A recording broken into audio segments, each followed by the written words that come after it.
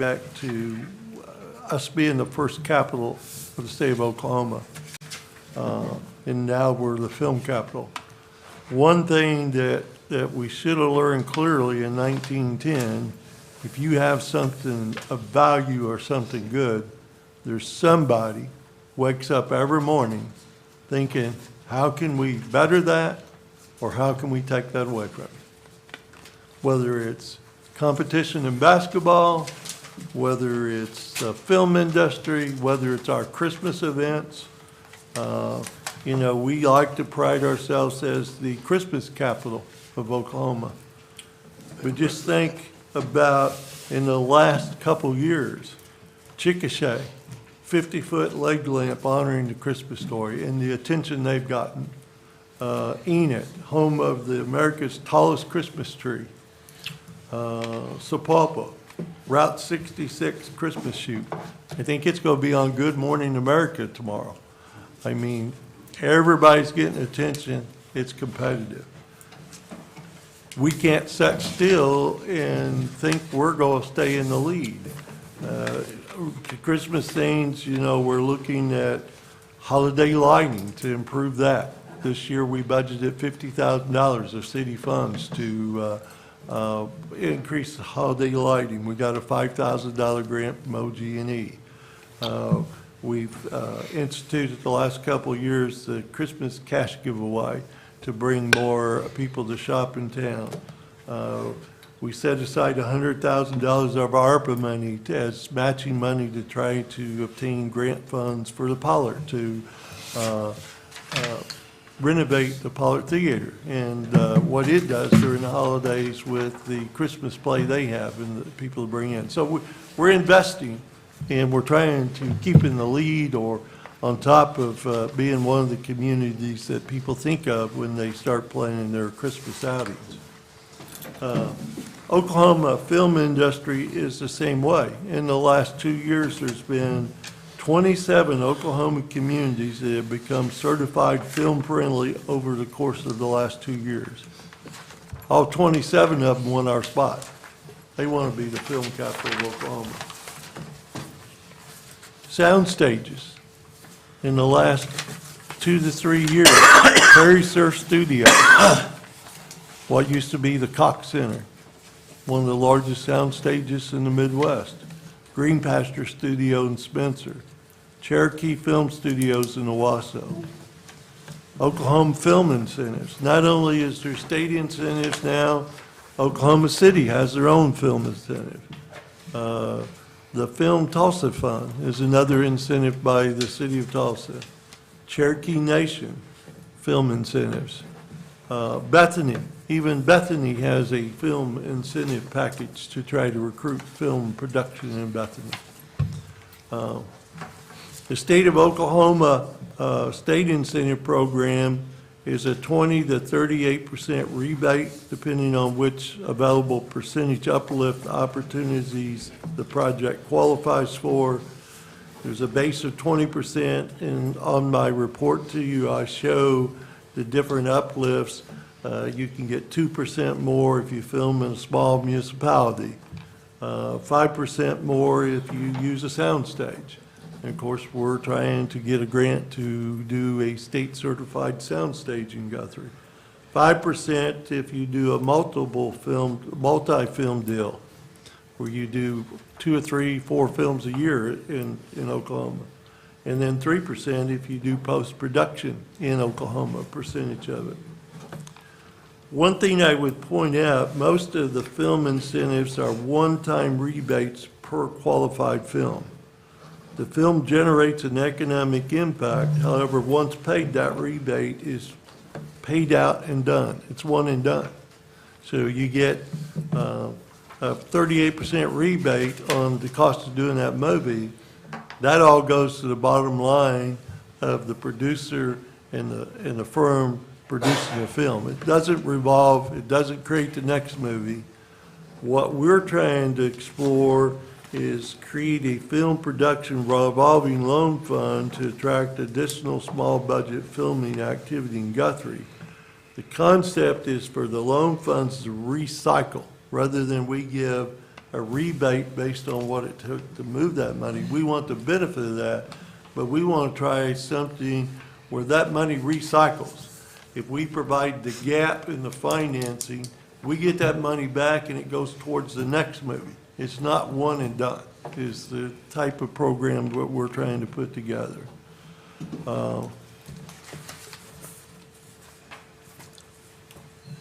In addition to our program and the gap financing that we would provide, the film productions would also be eligible to participate in the state revolving loan fund. It wouldn't take them out of that. They could still take advantage of the state's incentive program. The concept of providing a means to attract additional filming activity in Guthrie is very similar in nature to incentivizing the recruitment of a basic industry or a large retail development to our community.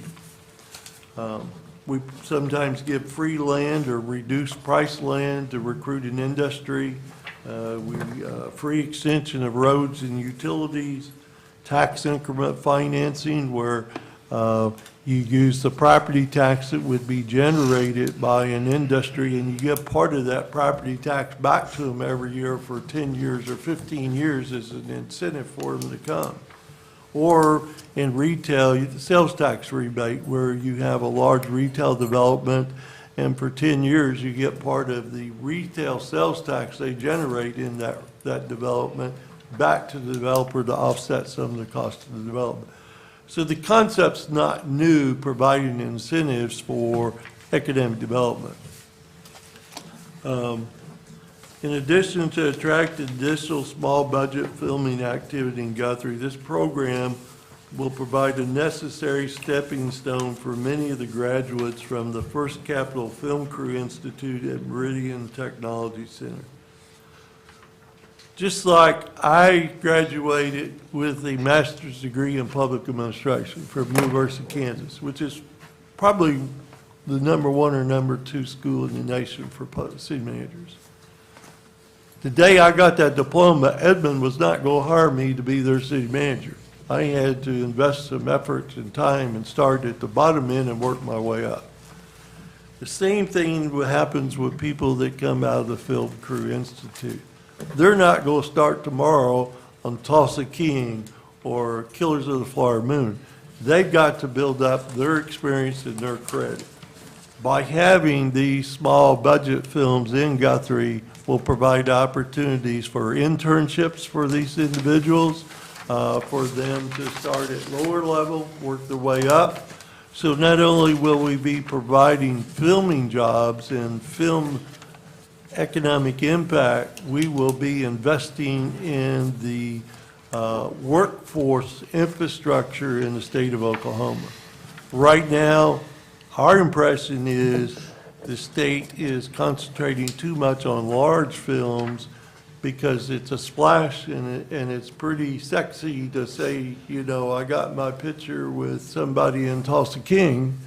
But most of those films, if I understand right, out of 1,000 people on Tulsa King, only 200 of them actually are from Oklahoma. They're bringing a lot of the people in because we don't have the workforce infrastructure. We won't get there if we don't invest in some ways where our local Oklahoma residents can get the entry-level jobs, build their credits, build their experience to compete for jobs on the larger films.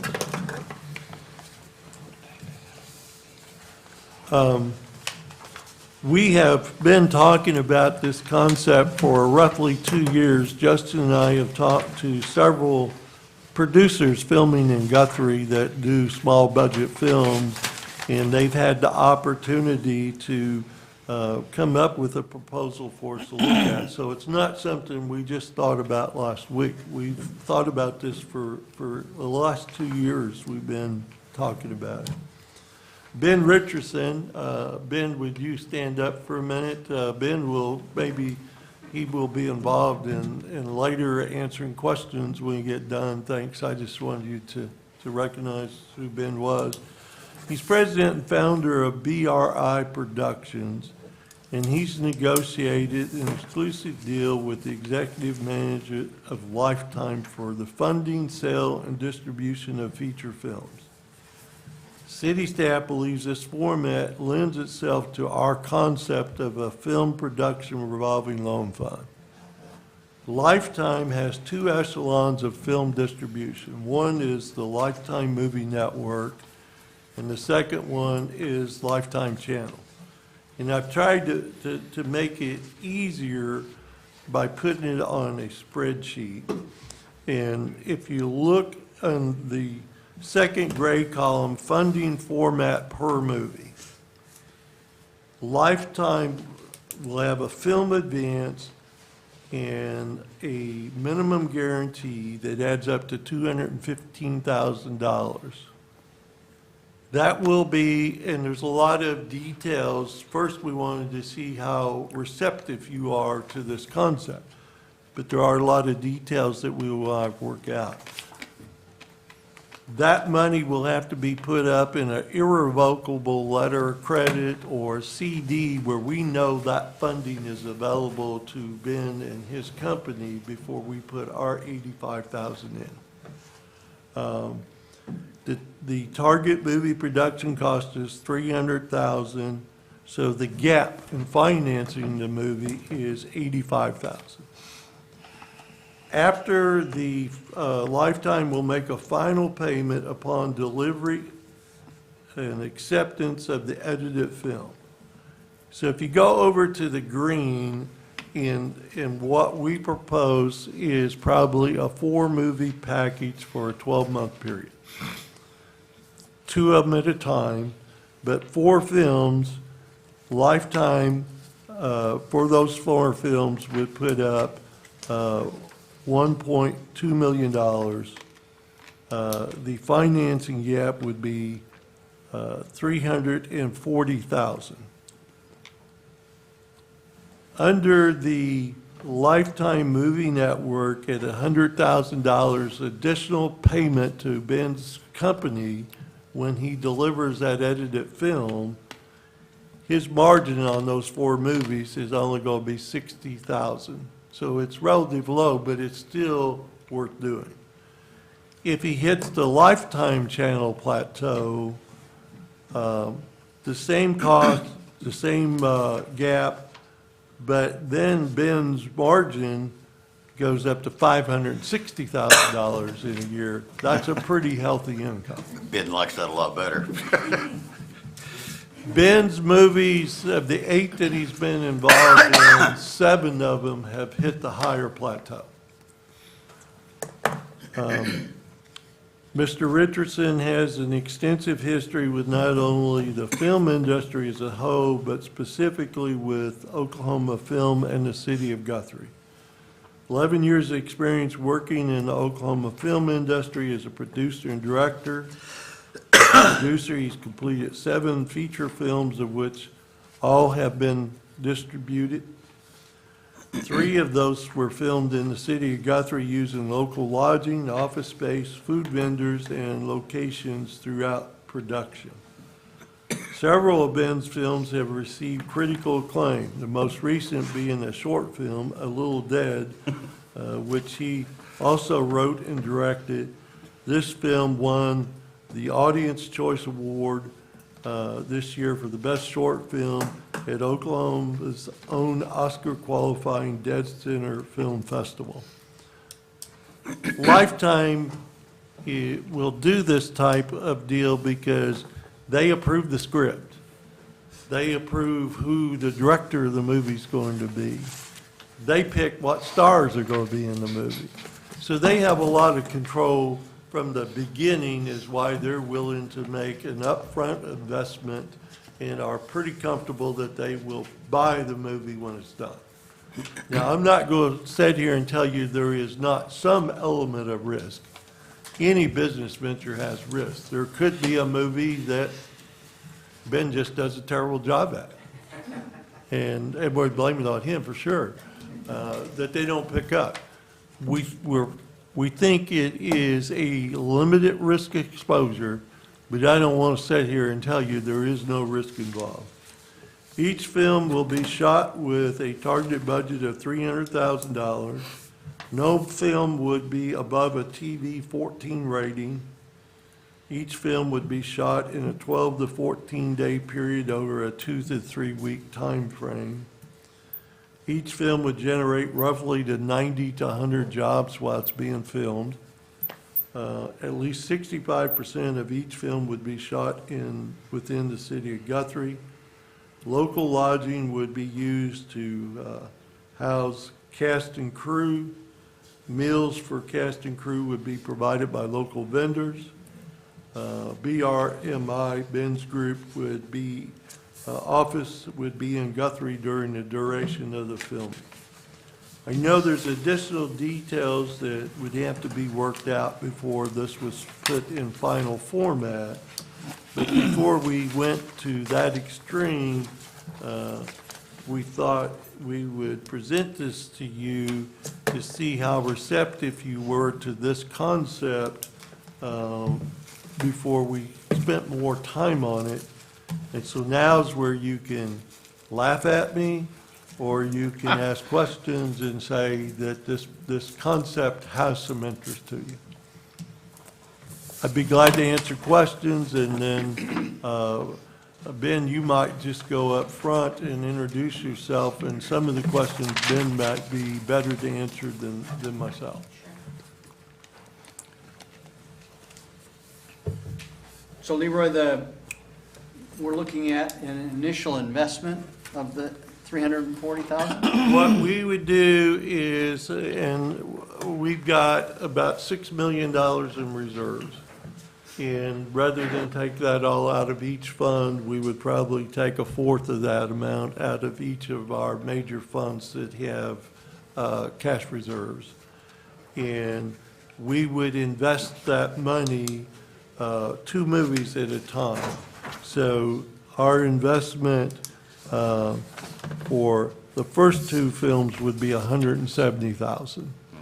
And that would be after we have the $430,000 from Lifetime put into an irrevocable letter of credit, so we know that money's there to pay their portion of the $300,000 for each film. Once those films were completed, then we could see Ben's product, and of course, it's not fully edited and goes to Lifetime. That's another 6 to 12 months. But if we're happy after the first 2, then we would make the other half of the 340 available once Lifetime does another letter of credit for their share of the 3rd and 4th movies. So that's how the Lifetime always does it, 2 and 2. They like to do 2 at a time, and Ben, you might address that. Sure. Councilman? Yes, they prefer to do 2 at a time because generally what you can do is you can hire crew members for both as a package deal so that you're guaranteeing work for 2 films at a time, so it helps with livability and expenses and that way in wages. It also helps them because they can package it. You can do pre-production, post-production, kind of do both of them simultaneously rather than doing one, which is a lot of work. You can kind of do both, and sometimes even get a small discount on somebody's wages if you need to, because they're guaranteed twice the work.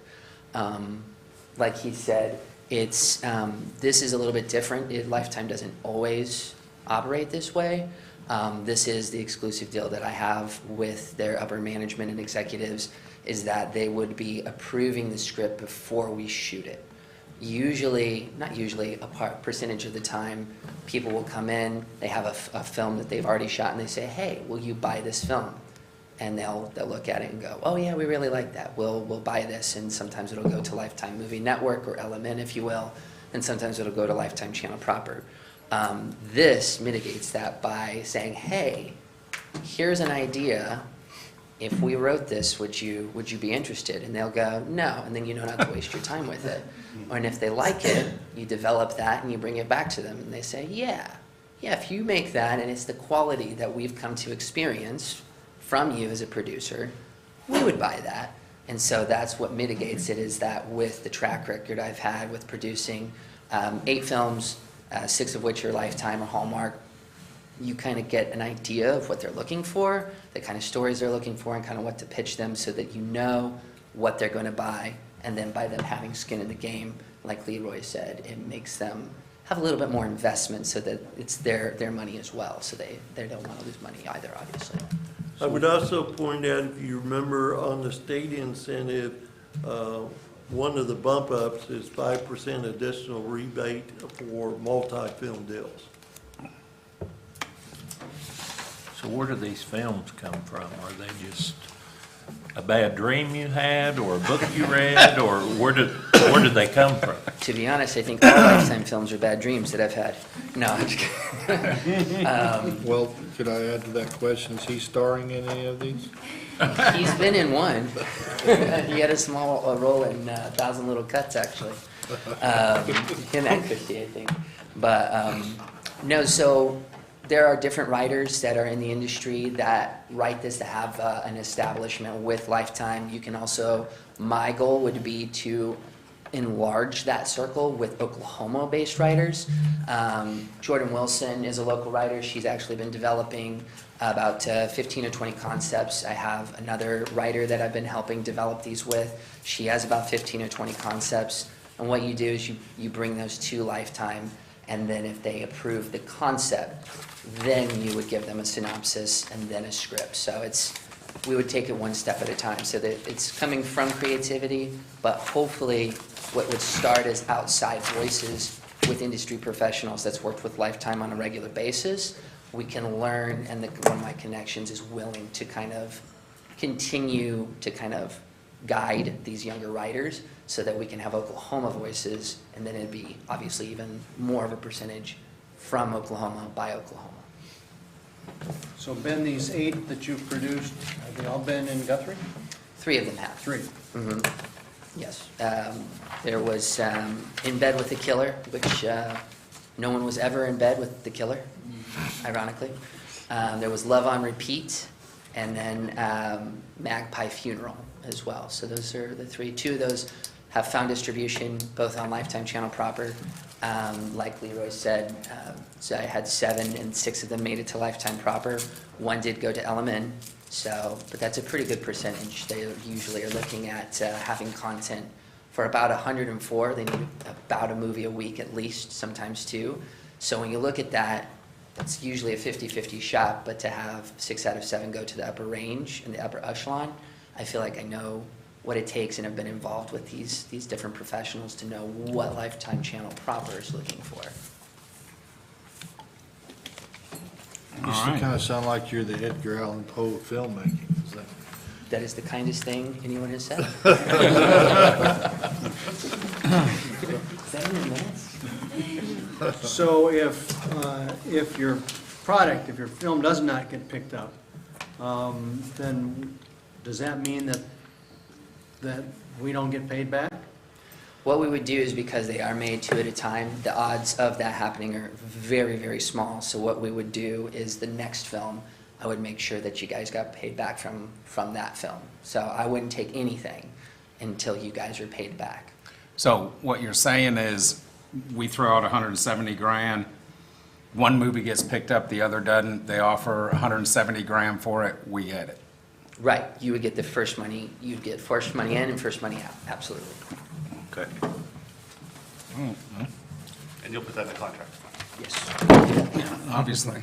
I'd be open to that. I like all those. I do too, I think it's a great idea. Okay. Any other questions, Ben or Leroy? If you're all receptive, we will put together an actual agreement with more of the details worked out. We just didn't want to expend a lot of Ben's time and our time putting together some kind of contractual relationship until we got some feedback. But if I'm understanding correctly, council is receptive to moving forward. I think the body language says yes. Yes. We spent more on less. Correct. You weren't including me in that category, were you? Well, me neither, but there has been, let's see. We appreciate, and just like when we made the State of the City address, our city council has provided great leadership in the 6 years I've been here, and we're very appreciative of, from staff standpoint, I know we got to prove ourselves, but you provided staff the freedom and the flexibility to explore things, try new ideas and work things, and city staff's very appreciative of your all's leadership. We're doing a good job. Good, thank you. Thank you, Ben. Appreciate your comments, and we'll look forward then to the specific proposal that'll come at a future council meeting. Probably come either January or February. All right, Okay? Thank you for your Very time. good. Good Thank you deal. very much. Thank you. thank you, Ben. That being the last item, or the only item on our agenda, I adjourn our workshop, and our city council meeting will start in 3 minutes. What? 3 minutes. What's that?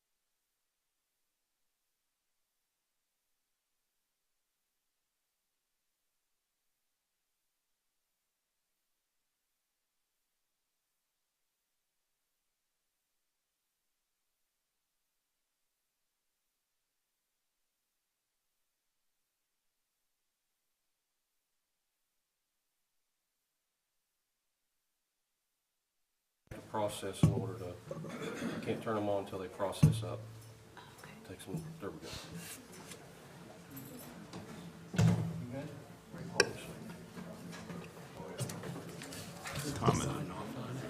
Time to start yet? Time for water? Ladies and gentlemen, will you please stand? Join Councilman Long in our salute to our flag and country. Pledge allegiance to the flag of the United States of America and to the republic for which it stands, one nation, under God, indivisible, with liberty and justice for all. Remain standing for our prayer. Almighty God, thank you for being with us. You are all-powerful and in control of every circumstance. Please watch over our city leaders and community. Wonderful Counselor, teach us to be discerning of what is good and right. Guide us to be wise in making decisions that will honor you and benefit Guthrie, Oklahoma. Everlasting Father, train us up well to be people of a good work ethic, creative in getting things done, and look out for the family that is our community. Prince of Peace, please comfort our hearts during times of stress that happen this season and throughout the year. Following your example, help us to be peacekeepers. We pray you will establish your kingdom here and uphold it with justice and righteousness, now and forever. Amen. Amen. Thank you, Pastor. I open up our Guthrie Public Works Authority meeting of December 20th. Second item on the agenda is public comments, community announcements, and recognitions. And we have one request for comment.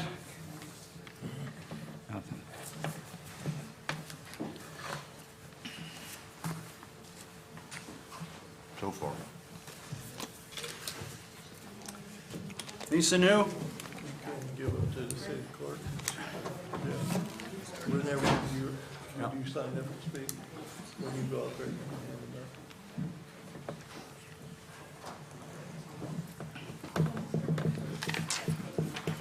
up. Is this one, me? Lisa, yeah, identify yourself and address. My name is Lisa New at 530 West Seward Road in Guthrie, Oklahoma. You've got 5 minutes. Okay, so I'm here today to talk, I know that it's not on the agenda, but to discuss a little bit about what happened on the 6th meeting for not feeding the stray animals and trapping and killing the street kitties here in Guthrie. Mr. Mayor here, he had talked about setting up a task force with Tracy Williams, the chief of police, myself, and the citizens of Guthrie to come up with a solution. I have emailed, called, and left messages, even to Lieutenant Steve Mize to call me back after many attempts at contacts, no individuals, with no luck to set up a meeting. Don Channel did answer my call, and I got him the spray that I told him I would get to keep the cats off his $40,000 car. I hand-delivered it. I also talked to Brian a little bit, but I've also TNR'd 2 of the 3 cats. There was actually 3 cats of the 2 that I told you I would trap downtown Guthrie, Oklahoma, and 6 at the Murphy gas station since our last meeting. I've done everything I said I would do, and I would like to set up a task force before I leave today. With all of our busy schedules, it would be nice to have a set day and time so we can plan on it. I have come up with a few solutions to the feral and stray populations here in Guthrie. If you would like to hear those tonight, I would be happy to read those with your permission. If not, I would like to put this on the February agenda so we can discuss the solution and what we come up with from our task force. I am very confident that we will improve our stray animal population in our city and some positive changes.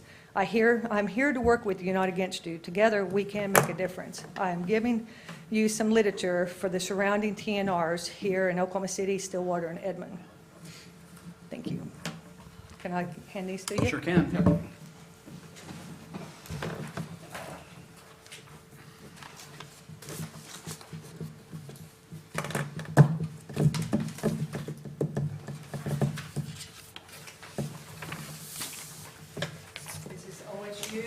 And Oklahoma City, their protocols and why they TNR and why they do it for free.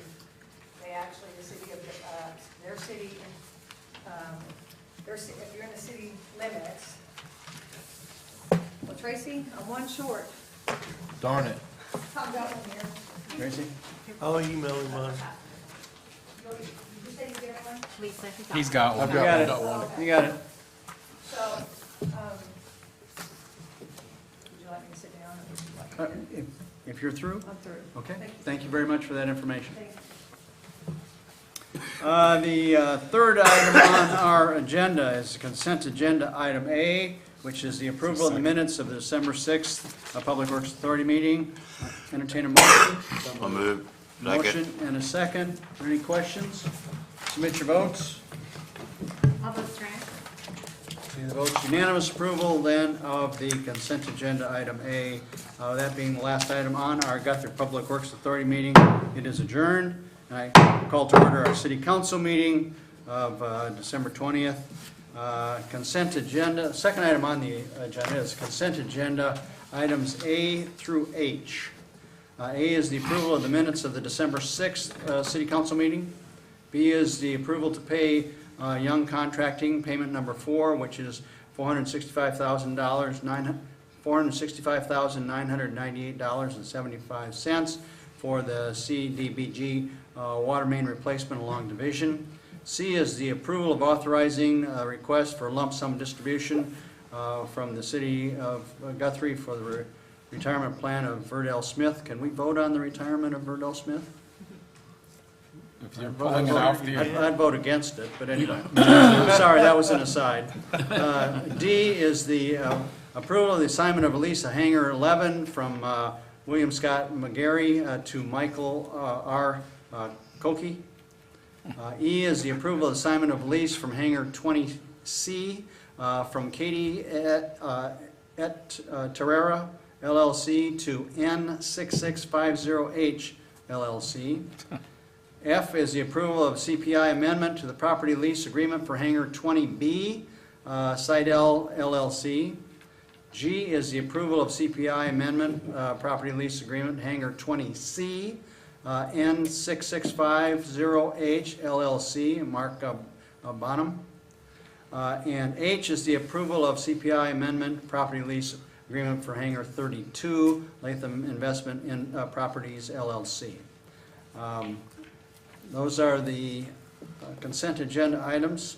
I'll entertain a motion to approve. So moved. Second. Have a motion and a second. Is there any other discussion? Submit your votes. All votes are in. Let's see the votes. Unanimous approval then to approve consent agenda items A through H. Item number 3, discussion possible action to award bid number 2020. 5 minutes is up. That was my time. Yep. Your time is up. I think Lisa did that. I'm sorry. Okay.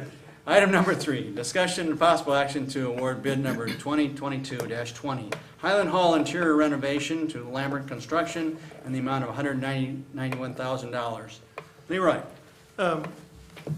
In 2020, we got a little over $898,000 in CARE Act funding. Technically, for accounting purposes, that money it no longer is identified as CARES Act, but we just keep, because it's easy for us to identify it, but when we put in for that, it was against expenditures we'd already made that were eligible. So we're not under any deadline to use this money because as far as they're concerned, it was already spent on those expenses. We allocated or programmed this money for 2 projects. $422,500 was matched with a USDA grant of $227,500 to purchase a fire pumper.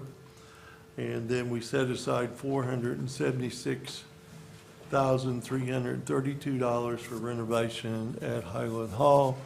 We pursued a USDA grant to add to that money, but because of leasing it to the group that does the mills, that makes that building ineligible for a USDA grant.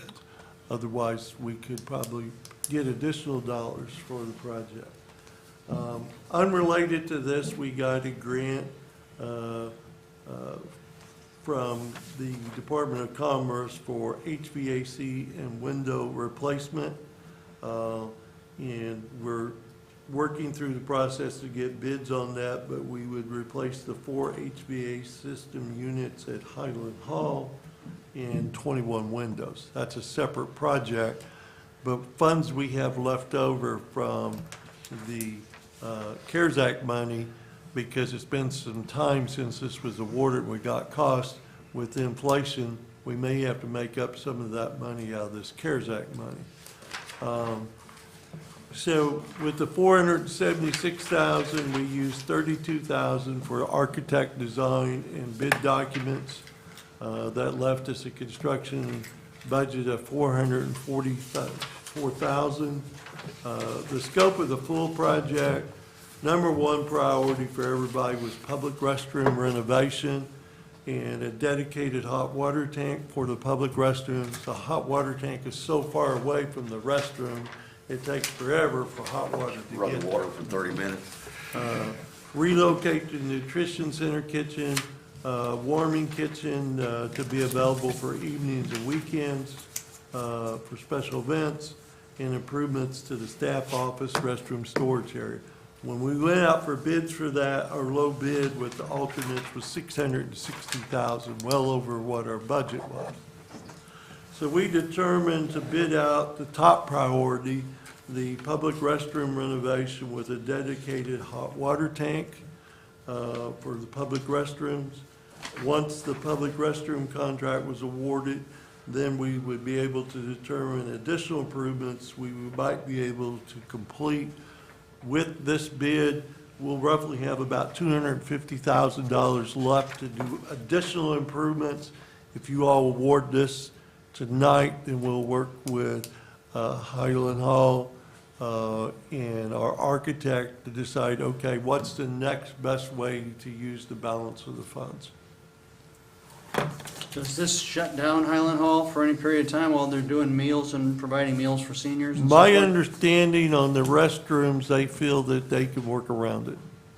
Will not shut any of the kitchen area down. Most of the meals are still being delivered. There are some at the location. We'll probably continue not to rent it out in evenings and weekends for events, but should not adversely affect the nutrition meal site. Okay, good. Any other questions of Leroy? No? I'll entertain a So moved. motion then. Second. I have a motion and a second. Any other questions? Submit your bid, or submit your votes. Place your bet. All votes transferred. Unanimous approval then to go ahead with bid number 2022-20, Highland Hall interior renovation.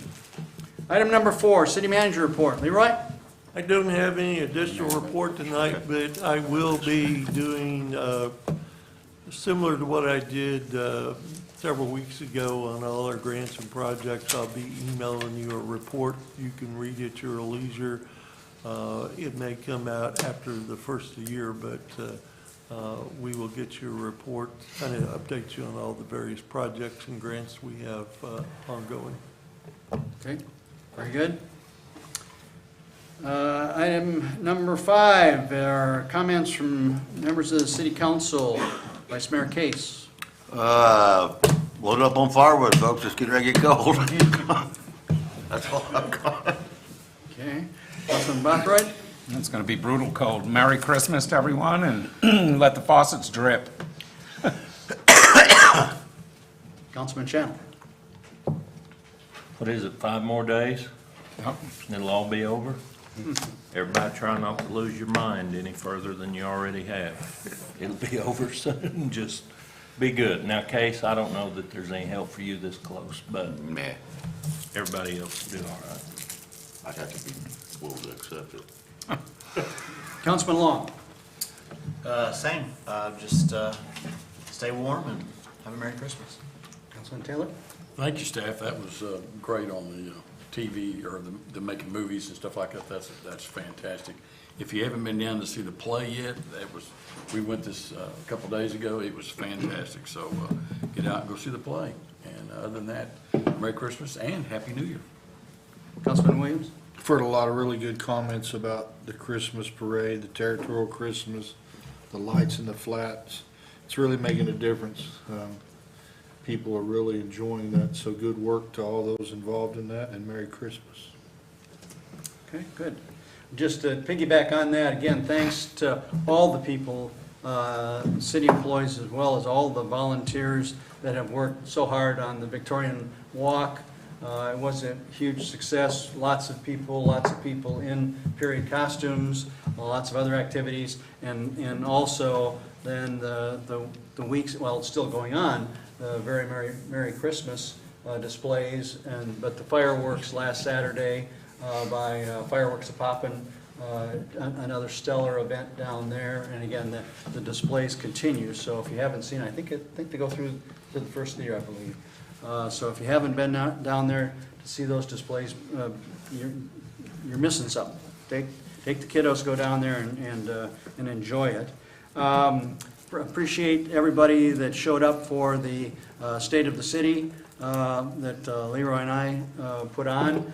And it's on YouTube now, I believe. Is that correct, yes, Leroy? Yes, sir. And I must say, talking about YouTube, this is a little bit of a stretch from that, but Aaron Ryburn does such a fantastic job. He's the producer of what you see on the screen here. He's the producer of what you will see if you go to that YouTube State of the City display. He just does so much in marketing for our community and putting a product together that is just second to none in terms of audio visuals as well as printing. Aaron, I know you're behind the camera there, but on behalf of all of us, thank you for what you do. You're a special kind of talent, and we greatly appreciate you. So, yes. Merry Christmas to all, and Happy New Year. Second. Okay, item number 6, consider approval to convene into executive session for discussion of city manager candidate review. So moved. Have a motion A second. and a second. Any other discussion? Submit your votes. All votes are in. See the votes. Unanimous approval then to move to an executive session. We'll be leaving this room, coming back after our executive session.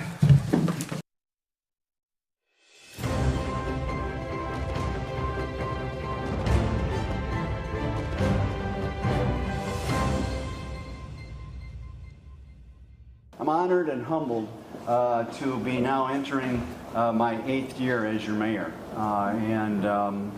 It's been a special time. It's been a special time. I think we've been able to do a number of really, really good things because of Team Guthrie. And I think we've got some really wonderful opportunities ahead of us. I was thinking about what makes a community successful the other day when I was kind of preparing some notes for this. And I jotted down just a few things, not comprehensive list at all, but just a few things of what I think some of the components of being a successful community are. There's a vibrancy that you can feel in the community, an environment in which there's a progressiveness, there's a positiveness, a positivity that's happening in our community because of things that are going on. What does successful look like? It looks like a strong cadre of individuals and organizations step forward and take the lead in organizing events, festivals, activities, celebrations, things that you all do. It's a citizenry that's willing to spend some time and some energy on hospital boards and hospital committees. Some of you in this room I've contacted and are on some of those boards and committees to make your community better. Citizenry involvement. It's respecting and learning from the past, appreciating what is happening now, and understanding where we want to be in the next few years. It's a government structure that supports a culture of quality service and a culture that relies on a strong financial base. It's community having pride and support of their city government. And as I wrote that, I was recalling one of my first years as mayor. I was with a bunch of other mayors that were had more tenure, and I said, how do you measure a successful city government? And one of the more tenured mayors says, well, here in Oklahoma, if your city government has as much pride and support as your high school football team, you have made it to the top. You have made it to the top. You know, and I kind of chuckled a little bit, but you know what? There's a lot of truth in that metric. There's a lot of truth in that metric. I think we have that here in Guthrie. So what does successful citizen community look like? It's a partnership of private and public organizations like the Chamber, like the organizations that are here, like the universities, like Langston, like the ministries, like the churches that are here. It's that kind of partnership along with the city government that meets the challenges and takes advantage of the opportunities that come our way. A successful community is a creative and resourceful, knowledgeable city leadership and staff. Well, as a mayor over those last 7 years, almost 8, I have seen these components in Guthrie. And as a citizen for 20 years, I've seen that component grow. And it's a lot, I think it's a lot that we can celebrate. And it's because of, as Brittany said, it's a lot because of Team Guthrie. It's a lot because of Team Guthrie. So I'm personally proud of what we've been able to accomplish. I think the team, including the city council, the chamber, media, churches. I'd like to share just a very personal note of a time in which I was a part of the decision-making process in my tenure over those 8 years, and that was about 6 years ago, and that was the hiring of Leroy Alsop. Leroy's been a catalyst in all of the things that you're going to be seeing. He has been behind the scenes forever, doing a lot of hard work, as well as being a leader in Team Guthrie. So I'd like all of you to welcome and thank leader of our Team Guthrie, Leroy Alsop. Leroy.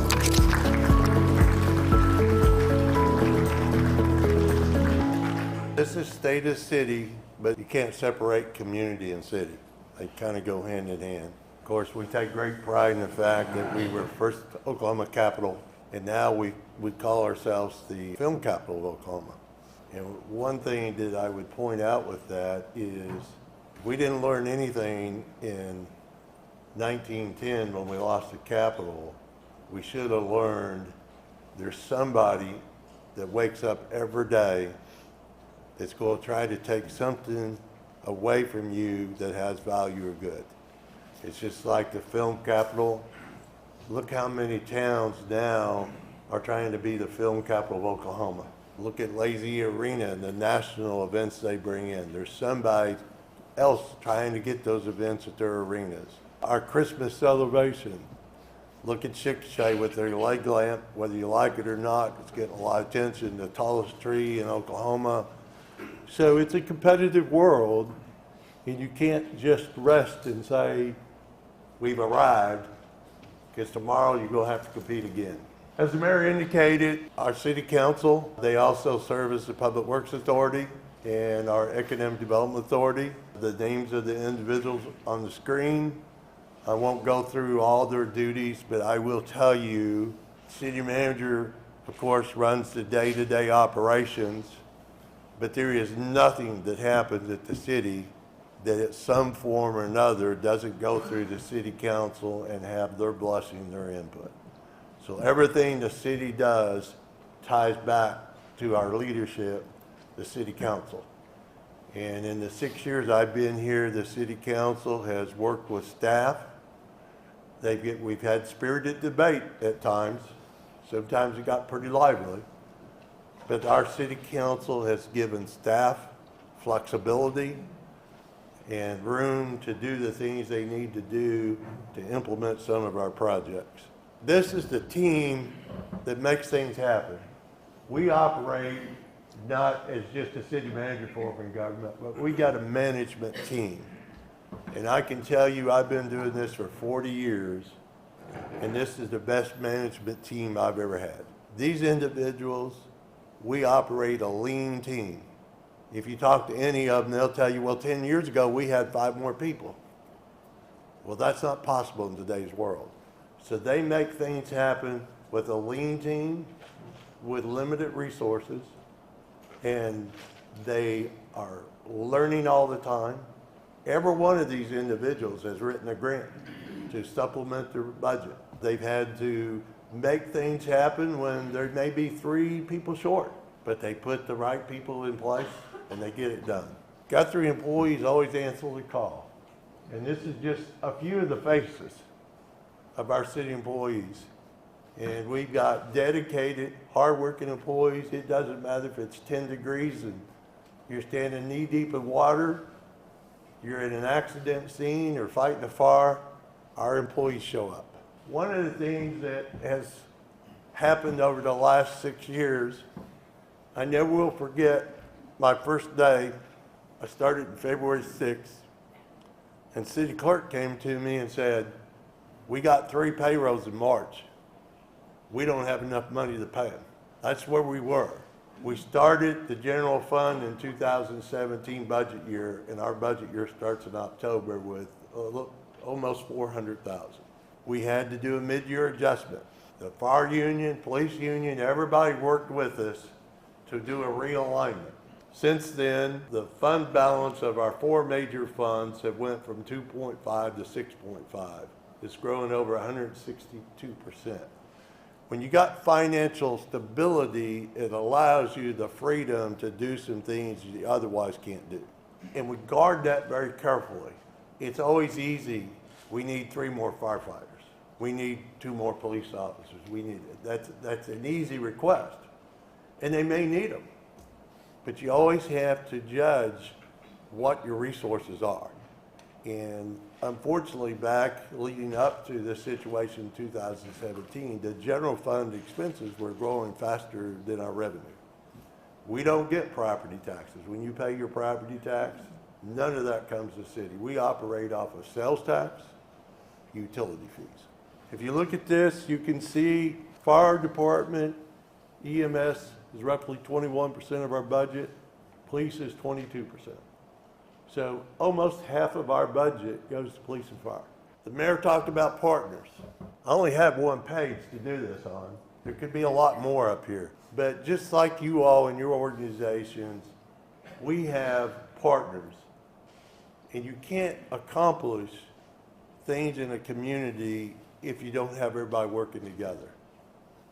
All of the education facilities and institutions, healthcare, Chamber of Commerce, downtown merchants, our banking community, industry, our service clubs, real estate developers, our utilities, our hotels. We have to work with state government, sometimes federal government, sometimes it's get grants, sometimes it's regulations that we have to follow. The Lazy E is a big partner for our community and brings a lot to town. These partnerships don't work if you only talk to each other when there's a crisis. These partnerships work because you spend time every month developing those relationships. And you all know Dr. Simpson, he can get a little high-strung. Never seen it, have you? But Dr. Simpson and I have a deal. If for some reason something doesn't go one of our way, we're going to get together and work it out. We're going to be partners. That takes effort, but it brings value to the community. One of the most critical things for a community, if they want to grow and they want to bring young people, young families, young entrepreneurs to the community, is education. What Dr. Simpson and his team has done over the last few years for our education system, what our community's done in passing bonds to give them the financing to do some of those, we've made great strides under Dr. Simpson's leadership. The investment that Meridian Tech has made in this facility, it's going to pay dividends for years. We all have to support public education in our education system, including Langston University, which I didn't put on this slide, but they're important as well. Healthcare. You're not going to bring industry to your town. You're not going to have a good community if you don't have a good healthcare system. I think there's a lot of challenges our community faces, but we have a lot of assets as well. We sit right on I-35. We're on the Burlington Railroad. We're close to Will Rogers World Airport. And hopefully, someday in the near future, we'll have the Heartland Flyer stopping in town. None of the public institutions can do anything unless the private sector is humming along. You got to have a vibrant economy. Fortunately for us, it could be better, but we got a very vibrant downtown. We got Lazy Arena that brings over 500,000 people to town every year. We're a growing community. Location-wise, being on I-35, adjacent to all those, look at all the area universities we have close to us, technology centers that we have in our immediate back door. And of course, we have this facility right here. Logan County is the third fastest growing county in Oklahoma. In Guthrie, right now, we are seeing 4 subdivisions being developed that will bring over 850 new homes in the next few years. And at 2.5 residents per house, that's a growth of over 2,000 people. So our community is positioned for growth. Retail business. We've got many established retailers that have been here for a number of years. But if you look at this slide, we have attracted many new retailers, maybe not national chains. This is what makes the economy go.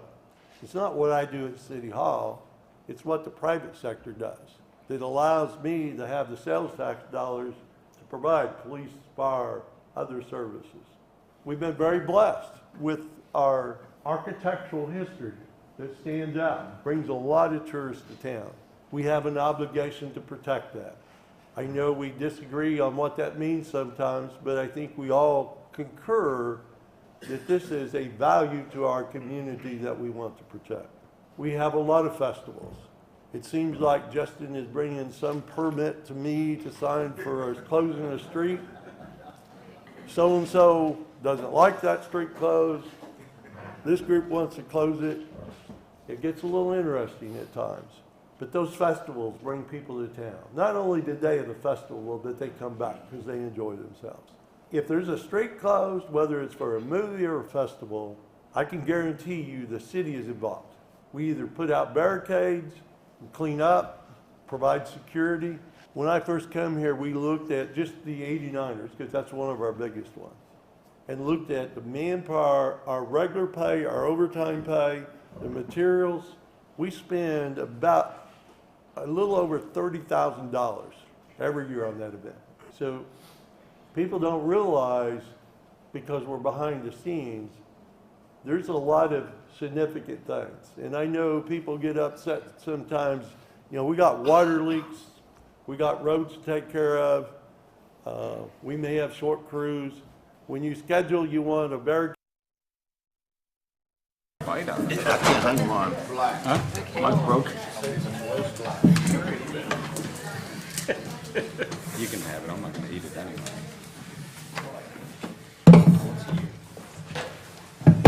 I do hang them on the tree, that one sits right on. Okay, item number 7, it's a vote to come out of executive session. So moved. A motion and a second.